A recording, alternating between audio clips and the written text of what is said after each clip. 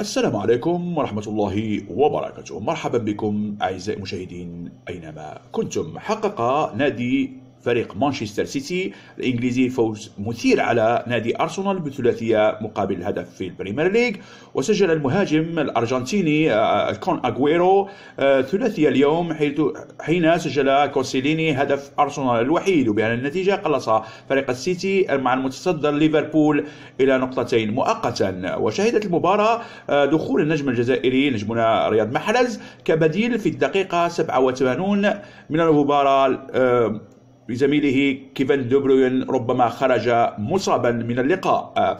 والمثير أصبح بيب غوارديولا مدرب مانشستر سيتي يثير العديد من علامات الاستفهام بسبب النجم الجزائري رياض محرز. شهدت التشكيلة الأساسية للسيتي غياب محرز للمرة الخامسة على التوالي في البريمير ليج، وهو أمر الذي يطرح العديد من علامات الاستفهام.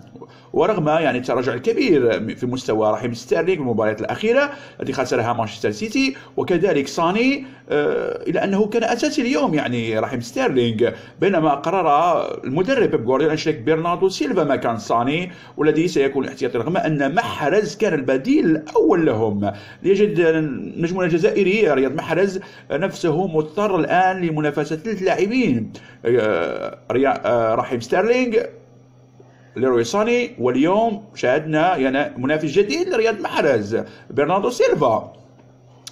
علامة استفهام على المدرب الإسباني بيب غوارديولا. أنا في رأيي أنه يستهين بقدرات محرز كلما يدخل في مباراة أساسي يسجل أو يمرر تمريرات حاسمة ويأخذ على تنقيط. لماذا 5 مباريات في الدوري محرز لا يلعب؟ هناك نقطة استفهام. ربما كل ما قاله يايا توري صحيحا. أنا لا أعلم، أريد منكم تعليقات. لماذا بيب غوارديولا يصر على حرمان رياض محرز من اللعب في الدوري الإنجليزي؟ رياض محرز أخذ الدوري الإنجليزي وأشيد به الإنجليز ككل، وكان أحسن لاعب في الدوري الإنجليزي، أخذ أحسن لاعب ويقدم مستويات رائعة. لماذا لا يلعب رياض محرز الدوري الإنجليزي؟ قبل ذلك كان يقدم مستويات رائعة، اختيار من أحسن النجوم في اختيار أحسن لاعب في مباراة واتفورد، اختيار كذلك في مباراة ليفربول، اختيار كذلك من أحسن لاعب في مباراة توتنهام. اختيار 3 مباريات احسن لاعب في الدور الانجليزي امام كبار انجلترا، ومع ذلك بيب غوارديولا يدخل 5 مباريات احتياطي.